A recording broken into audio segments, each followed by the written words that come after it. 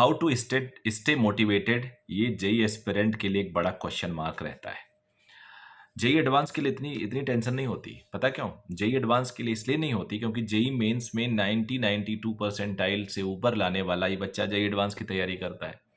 और उस बच्चे को लगता है यार कहीं ना कहीं तो मेरा हो ही जाएगा सेटल, प्राइवेट, अच्छे प्राइवेट में या गवर्नमेंट के आसपास कहीं पे लैंड कर जाऊंगा, मतलब इतनी ज़्यादा टेंशन नहीं है फैमिली में। नीट एस्पिरेंट के लिए बहुत है। टेस्ट सीरीज चल रहा होता है, नंबर नहीं आ रहे होते हैं, नंबर का जो लेवल है वो 600 से ऊपर है एक्सपेक्टेशन, नंबर नीचे आ रहा बच्चे का, तो ऑब्वियस सी बात है वो प्रेशर, टेंशन और चेहरे तो आपको मैंने बताया था एक वीडियो में कि कितना बुरा बच्चे का टेंस चेहरा हो रहा है। मतलब आप देख लो तो रोना आ जाए, इतना बेचारे टेंस हैं आज की डेट में। तो अब क्या किया जाए, क्या किया जाए? इसी पे तो रोज वीडियो बनाता रहता हूँ। चलिए आज डिस्कस कर लेते हैं कैसे आप स्टे मोटिवेटेड रहो और कैसे आप अगले जो 17-16 डेज बचे हुए, 13 दिन इसमें 17 दिन बचे हुए हैं, वो 17 दिन को कैसे आप अच्छे से यूटिलाइज करो। 7 बजे रोज वीडियो लेके आता हूँ, चैनल को सब्सक्राइब कर लीजिएगा जरूर। स्टे मोटिवेशन के लिए देखो कई कई बार ऊपर वाला कुछ ना कुछ हिंट देता है। अभी आईएएस का रिजल्ट निकला है, यूपीएससी का रिजल्ट निकला है और सारे न्यूज़पेपर में भरे पड़े हैं उसके न्यूज़, और मैंने भी कई वीडियो बना दिया है, छोटे छोटे और वीडियो लेके आऊँगा क्योंकि बहुत अच्छी अच्छी इंस्पायरिंग स्टोरीज़ हैं उसमें। अब वो एक पेज आपके स्टेट का होगा और एक नेशनल का होगा, दैनिक जागरण, अमर उजाला, हिंदुस्तान, सब में लिखा है। आप सारे इंटरव्यूज़ पढ़ो ज़रूर, आपको मोटिवेशन पक्का पक्का पक्का मिलने वाला है।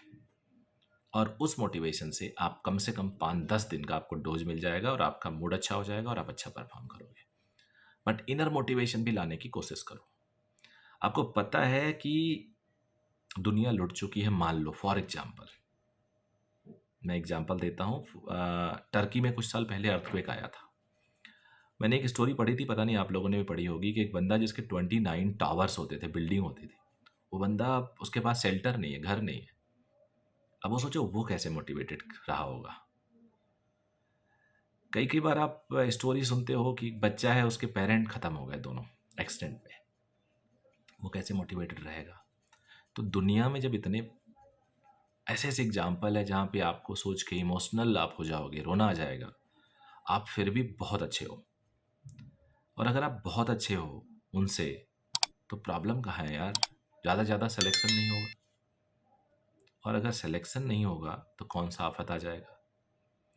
अब जो आप कर रहे हो उससे तो बिल्कुल नहीं होगा ना, आप नेगेटिविटी लेके चल रहे हो, प्रेशर में चल रहे हो, और ये सारी चीज़ें आप कर रहे हो, मुझे नहीं लगता कि इससे आपको फ़ायदा होने वाला है। स्टे मोटिवेटेड का मतलब ही होता है कि आप एग्जाम तक अपना बेस्ट की तलाश करते रहोगे, सर्चिंग ऑफ द बेस्ट। हर दिन बेस्ट की तलाश, हर दिन बेस्ट की तलाश, हर दिन इम्प्रूवमेंट, हर दिन better than before, today is better than yesterday, tomorrow will be better than today. ये सारी चीज़ें अगर आप करते रहोगे तो मुझे लगता है कि आप अगले 17 डेज तक मोटिवेटेड रह सकते हो। चलिए कुछ और बातें कर लेते हैं। अब मान लीजिए कि आपके जो मार्क्स आ रहे हैं वो पिछले साल जितने ही आ रहे हैं, अगर आप डबल रिपीटर हो या 12th पास करके आए हो। जिन सारे बच्चों के मार्क्स इंप्रूव हो रहे हैं वो ये सोचे कुछ तो कुछ गेन हो रहा है। अब सोचोगे यार फ़ायदा क्या, चाहे 100 नंबर भी बढ़ जाए लेकिन सिलेक्शन मार्क्स तक नहीं पहुंचे तो क्या करेंगे? ये जो प्रिपरेशन है ये आपको हमेशा एक एक रीजन देती है मोटिवेट होने का।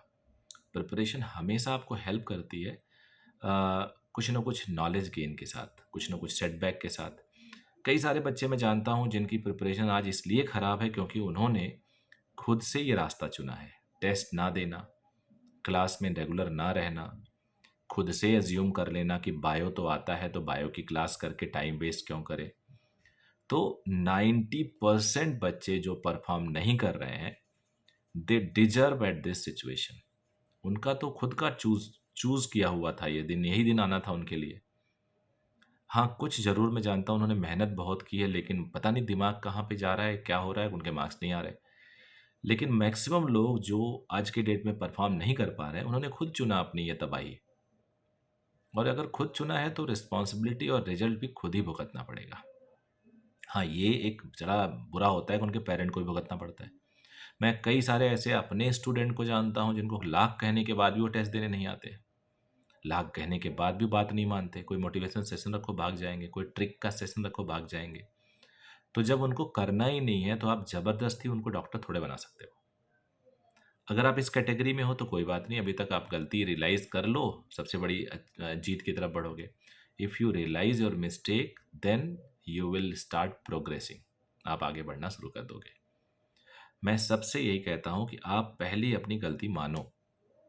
आप अपने पेरेंट को बोलो फ़ोन करके कि हमने गलती कर दी, मेरी तैयारी नहीं अच्छी थी, शायद सिलेक्शन ना हो मेरा, अब मैं अच्छे से लग रहा हूँ, देखता हूँ कितना बेस्ट है, बेस्ट हो सकता है, बट अब ईमानदारी से लग रहा हूँ, बिलीव करना मेरे पे, और फिर करके दिखाओ।